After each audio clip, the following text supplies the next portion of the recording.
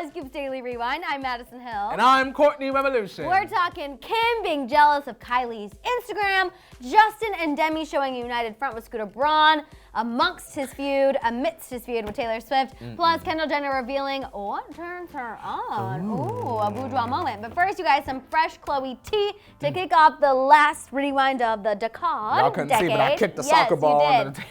So you guys, Khloe recently posted her New Year's resolution on Instagram. Of course she did. And it was, in the form of a little quote, because why not? We got to wrap up in 2019 with that. Yeah. And it says, 2020 is very personal. I owe myself a lot. Self-respect? That's what I'm hoping. Self-love? That's what I'm hoping. A good man? I'm hoping that she actually does focus on herself in 2020 and not on Tristan Thompson. During the morning tea, you guys, we talked about this report from Radar Online that was absolutely wild.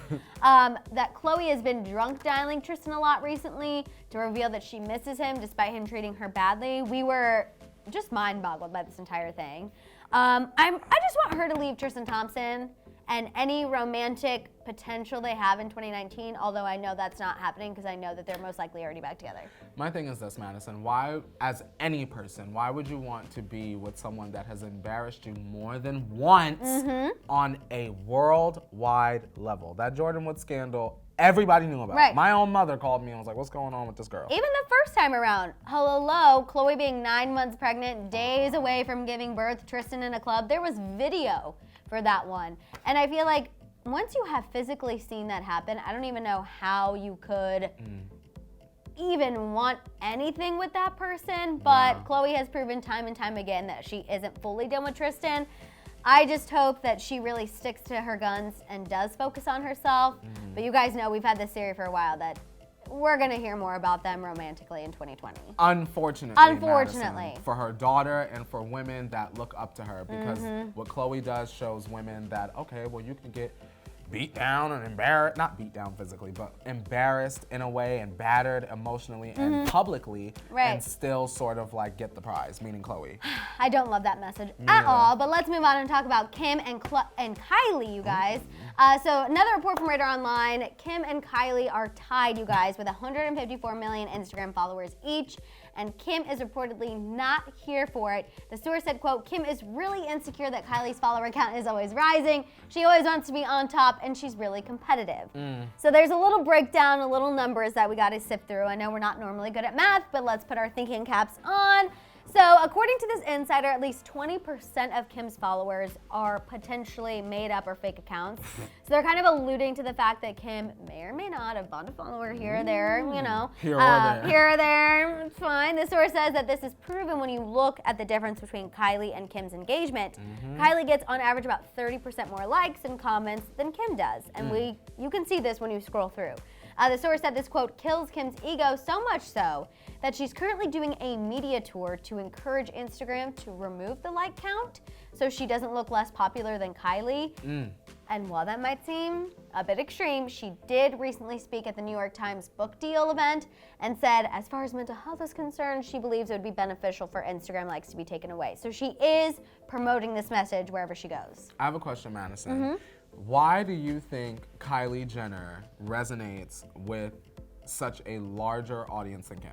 Or why do you think that people are more interested in her part of the life more than Kim? And I think, well, Same first family. of all, I think you made a good point that we don't really see Kylie on Keeping Up. True. But the second thing about it, well, yes, Kylie is the richest. She kind of has maybe the most exclusive lifestyle. She constantly is letting her fans in. Kim, not so much. And I feel like we like getting a taste at that kind of level of wealth and fame because a lot of us don't get to experience that, obviously. One day we will. I'm putting it out there, manifesting it already. So I feel like, Kylie's really good at showing her followers and showing people everything, whether it's getting ready, whether it's going out to these dinners, to these parties, her life is stormy, what she's eating, and she eats like very normal. I think she has a kind of more relatable, attainable lifestyle where Kim is just like do you think it would be far-fetched? Do you think it would be fair to say that we're less curious about Kim at this point? Right, and I think we are because she's just kind of so far out there. Like Her house is very bare. Her Christmas decorations are just super weird. I know she got a lot of flack for that, but you know what I mean? It's just, I feel like Kim is so unrelatable to the point that it's not even fun to look at anymore. But Kylie, she could just get down in that squat now. Exactly, and well, everyone will double tap. Yeah. Let's talk about Kendall, you guys, because she recently did an interview with Calvin Klein in bed. Oh, darling. Yes. They stole that from Joan Rivers. Did they? Yes, she used to have a show called In Bed with Joan. Oh my gosh. That just triggered me. Sorry. R.I.P. Joan Rivers. R.I.P. She to was Joan. the original tea spiller. She was one of my heroes. She would have gotten along with us quite well. Yeah, she would have gotten us together. She would have. You guys, Kendall talks about her grandma bedtime being 10 p.m., how she wants to get rid of negativity for a positive 2020. Maybe her and Khloe should hang out and exchange resolutions. Maybe. And she also revealed what turns her on. She said someone who is confident, witty, and can make her laugh. And the second one is more important to her because Kendall says that, quote, the sillier you are, the most yourself you are, the more unfiltered you are, and I think the better. I love that, and I agree, because even in friendships, Madison, if I cannot laugh with you, if I cannot kiki and keep it real with you, it's never gonna go past like surface level. Exactly. You get what I'm saying? So I feel her on that. And as you get older, I feel like those surface level relationships, friendships, all become so non-important because your time is already limited. Why spend it with people who aren't, I don't want to say benefiting you because that sounds bad, but a give and take situation. Madison, you know what I mean? Those surface level friendships, I don't even answer text messages. No, absolutely not. And she actually did talk about her turn off, saying that she doesn't like people who are filtered, and she doesn't like people who are trying to be something that they're not. Because I feel like she's probably been in several situations where, whether it's dating or with friends, people are like, oh, here's Kendall Jenner, and people try to put on that front, try to put on who they would think she would want to be friends with, think who she would want to be in a relationship with, and I can imagine that after a while that gets really old. My thing is, like, they're just rich. You get what I'm saying? If you're trying to connect with someone, you look at it from a human connection. Like, when I meet someone, I'm making jokes, or I'm making comments that, like, maybe being yourself. Exactly. You don't need to put on a front if you really want to make a genuine connection with someone, because eventually, Madison, the real you gonna slide out.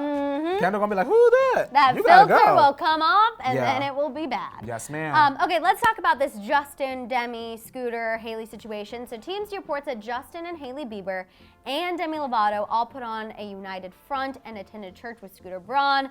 This happened earlier this week. This is amidst the feud he's having with Taylor Swift. Of course. She was the last one to fire shots at the Billboard Women in Music event, which you guys know. She talked about Scooter. She called him out by name, which you and I live for it. loved. Carlisle group too. We were so happy about it because a lot of people were looking for her to do that at the AMAs. She did not. We thought she waited for the appropriate time and moment when she was amongst her peers. I agree. She was the last one to kind of do that. Justin and Demi have publicly defended Scooter on social media before, but they've not said anything since Taylor Swift made those comments, since the AMAs, all of that. So this whole church outing is kind of being viewed as them saying, "Where was Scooter?" I'm kind of glad that, like, it's not a verbal aligning, because it leaves it up to interpretation versus Demi writing an open letter or Justin writing an open letter, Hailey writing an open letter, God forbid. Shout out to Scooter that he has loyal people, but I mean, otherwise, for me, if the music is not popping, what is it all for? Right. I also feel like this was very strategic. I agree. I feel like them going to church kind of puts out the message of how are we going to talk bad about that? They're all going to church together. No matter how you twist it and spin it, it is positive. But if you're doing wicked behind the scenes, Madison, it don't matter. And the Lord sees all. Yep. You know that, I'm just saying. He does. But I agree with you as far as the music is concerned. You guys know earlier this morning, Justin revealed some dates on his Instagram. This happened while we were in the midst of the morning tea. Literally, we went live and then he posted. Everyone's like, go look. And we checked. Had to swipe up. Yes, he posted a pic of 2020 with the caption December 24th, December 31st, and January 3rd. So whatever he has coming, whether that be a single, an album title, you said a cover art, album art, we're going to get a few different things, but we're also going to get it before Selena Gomez's album on January 10th. Of course we are. Justin said, let me evaporate your wigs in 3 parts. Selena only had to do it in 2, and that's all I'm going to say. Yes, I love it. That's a perfect place to end, you guys. Now let us know what you're thinking. What was your reaction to Khloe Kardashian's New Year's resolution? Does she need to focus on herself and not Tristan in 2020? See, amiga. What did you think of Kim reportedly being jealous of Kylie's Instagram eye roll? Also, what are your thoughts on what turns Kendall on? Yes, and don't forget to let us know what you think about the Biebers and Demi going to church with Scooter Braun and Justin's latest promo post, you guys. Let out your thoughts down below. Don't forget to tune into the Moments of the Week tomorrow. Also, our holiday videos kick off on Monday. We posted a schedule of what you guys can expect on the Hollyscoop Instagram. We're going to post it on our own individual Instagrams. So make sure you're following those as well. In the meantime, you guys can shop the Hollyscoop store, subscribe, and don't forget the notification bell because the morning tea comes back live on January 2nd, 8:30 a.m. Pacific Standard Time. Mark your calendars. Check out the Hollyscoop holiday calendar. All that good stuff. And we'll see you next decade in 2020. Bye, guys. Bye.